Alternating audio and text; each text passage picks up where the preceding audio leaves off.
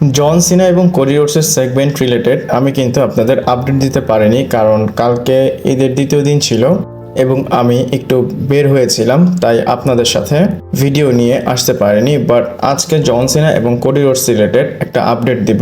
আপনারা যারা ইউটিউবে বা টিভিতে দেখেছেন জন সিনা এবং কোডি রোডসের সেগমেন্ট, সেটা কিন্তু অনেক ভালো ছিল এবং সেই জিনিসটা ভালো একটা নাম্বার নিয়ে এসেছে। আপনারা জানেন সিনা কোডি দুইজনই প্রোমোতে কিল করেছে, দুইজন ব্যাটেল করেছে। আর এখানে আপনারা দেখতে পাচ্ছেন 12 ঘন্টার মধ্যে, আর এই 12 ঘন্টা কিন্তু প্রথম 12 ঘন্টা, তো তাদের এই 12 ঘন্টার মধ্যে ইউটিউব চ্যানেলে 1.8 মিলিয়ন ভিউ নিয়ে এসেছে। আর ডাব্লিউডাব্লিউ ফুল সেগমেন্টটাই পোস্ট করেছে। আর আমরা এখন ডাব্লিউডাব্লিউর প্রতিটা ভিডিও দেখতে পারবো, কারণ আগে কিন্তু ডাব্লিউডাব্লিউ আমাদের ব্লক করে রেখেছিল। এবং সোনিতে আমরা যে ডাব্লিউডাব্লিউ দেখতে পারি সেটা রিলেটেডও আপডেট দিব, আপনারা পুরো ভিডিওটা দেখবেন।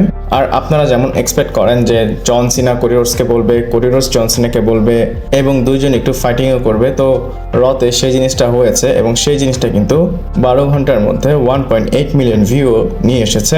এবং ডাব্লিউডাব্লিউর ভিতরে অনেকেই বলতেছে ডাব্লিউডাব্লিউ হিস্ট্রির বেস্ট প্রোমোর মধ্যে এই প্রোমোটা লিস্ট করা হবে বা লিস্ট করা উচিত। এবং এই জিনিসটা আমিও মানি, কারণ কোডি রোডস কিন্তু প্রথমেই নিজেকে বলে দিয়েছে যে আমি এটা, আমি ওটা, এবং তুমি এখন আমাকে কিভাবে রোস্ট করবা বলো। আর জন সিনা তো বলেছে সব ভুলে যা, তুই তো এটা, তুই ওইটা। আর এক কথায় বলতে হবে জন সিনা বলে দিয়েছে বা দেখিয়ে দিয়েছে আসলে সে কেন জন সিনা।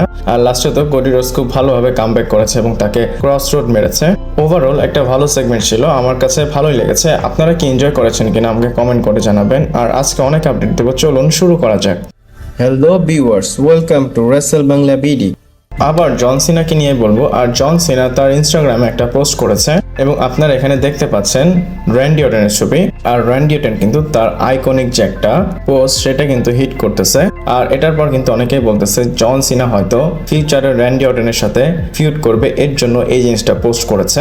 বাট এমনটা না, অ্যাটলিস্ট এখনের জন্য বলতে পারি, বিকজ র্যান্ডি অর্টনের বার্থডের জন্যই জন সিনা র্যান্ডি অর্টনের ছবিটা পোস্ট করেছে।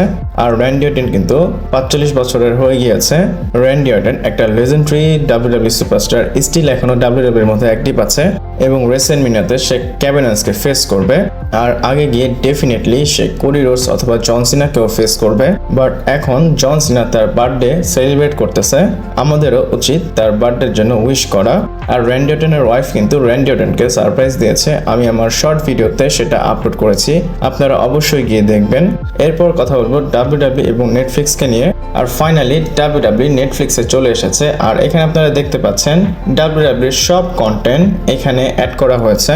আর সোনির কাছে কিন্তু এখন কিছুই নেই। আর যদি আপনারা টিভিতে কোনো কিছু শিডিউল দেখেন, এটা আগে থেকে শিডিউল ছিল, এর জন্য আপনারা দেখতে পাচ্ছেন, বাট এখন আর আপনারা টিভিতে দেখতে পারবেন না। আর ডাব্লিউডাব্লিউর এক্সক্লুসিভ রাইট কিন্তু এখন নেটফ্লিক্সের কাছে আছে। আর এশিয়ার মধ্যে সবকিছু আপনারা ডাব্লিউডাব্লিউ রিলেটেড নেটফ্লিক্সে দেখতে পারবেন। ইভেন সোনি লিভ কিন্তু একটা টুইট করেছে, আপনারা এখানে দেখতে পাচ্ছেন। এখানে লেখা আছে years of unforgettable W W moments, countless emotion and memories that will last a lifetime, thank you W W universe. এবং ছবিতে দেখতে পাচ্ছেন সোনি লিভ তাদের লোগো দিয়ে ডাব্লিউডাব্লিউ যারা টিভিতে দেখেছে তাদেরকে থ্যাংক ইউ করেছে। আর আপনারা স্ম্যাকডাউন, র, royal Rumble, WrestleMania, NXT, elimination chamber এবং ডাব্লিউডাব্লিউ যত পিএলই লাইভ ইভেন্ট সবকিছু এখন থেকে নেটফ্লিক্সে দেখতে পারবেন।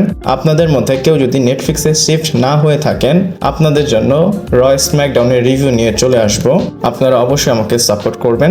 এরপর ব্রক লেসনারের বিষয় বলবো এবং ব্রক লেসনারকে আরো একবার স্পট করা হয়েছে। এখানে আপনারা দেখতে পাচ্ছেন ব্রক লেসনারের লেটেস্ট পিক এবং স্ট্যান্ড আপ কমেডি শোতে লেসনার গিয়েছিল, তখন একটা ফ্যান ব্রক লেসনারের সাথে ছবি তুলেছে।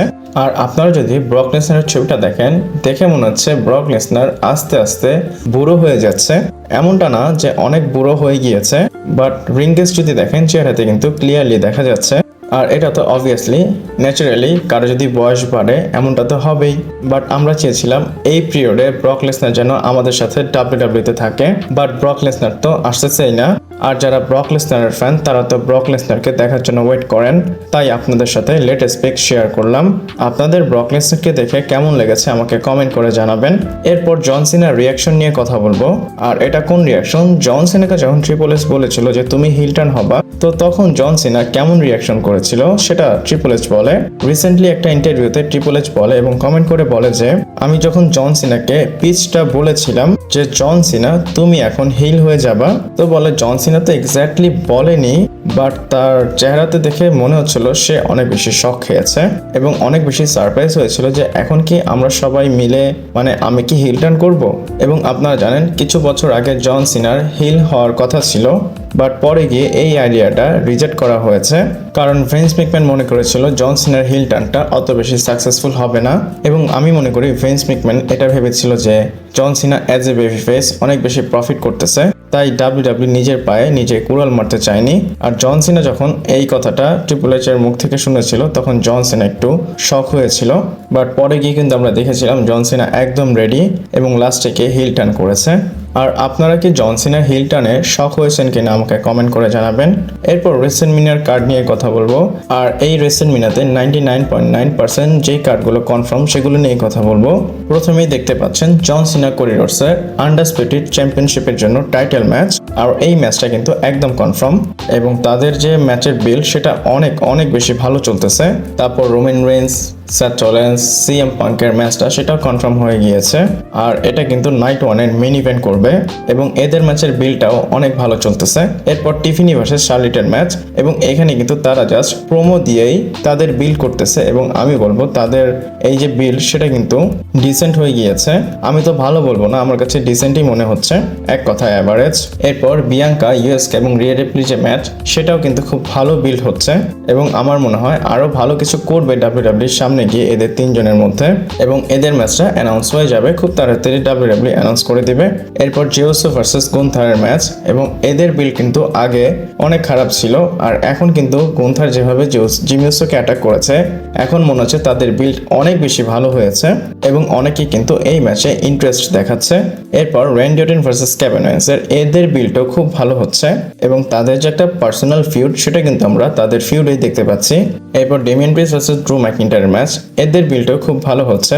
আমি পার্সোনালি চাইনি বা এখনো চাই না ডেমিয়ান প্রিস্টের সাথে ড্রু ম্যাকইন্টায়ারের ম্যাচ হোক, বাট ডাব্লিউডাব্লিউ করবে, এখন কি করার, যেহেতু হচ্ছে আমি তাদের স্টোরিটাকে এনজয় করতেছি। আর যদি সবচেয়ে খারাপ কোনো ম্যাচের বিল্ডের কথা বলি সেটা হচ্ছে লোগান পল ভার্সেস এজে স্টাইলের ম্যাচ, বাট এদের ম্যাচ যেহেতু রতে কনফার্ম হয়ে গিয়েছে কি করার দেখতে হবে। আর ডাব্লিউডাব্লিউ হয়তো এখান থেকে বিল্ডটা ভালো করা শুরু করবে।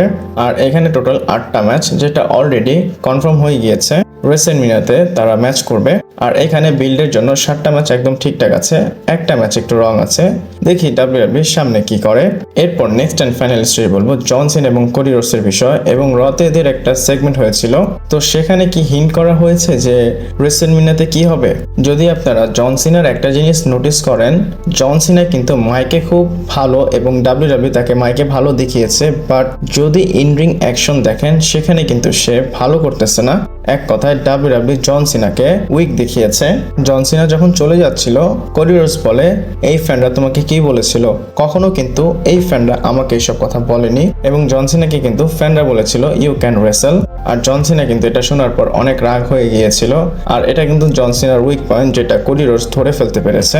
এটা শোনার পর জন সিনা রাগ হয়ে রিং এর মধ্যে আসে, বাট জন সিনা তো রেসেল করতে পারলো না, উল্টা কোডি রোডসটাকে ক্রস রোড মেরে দিল।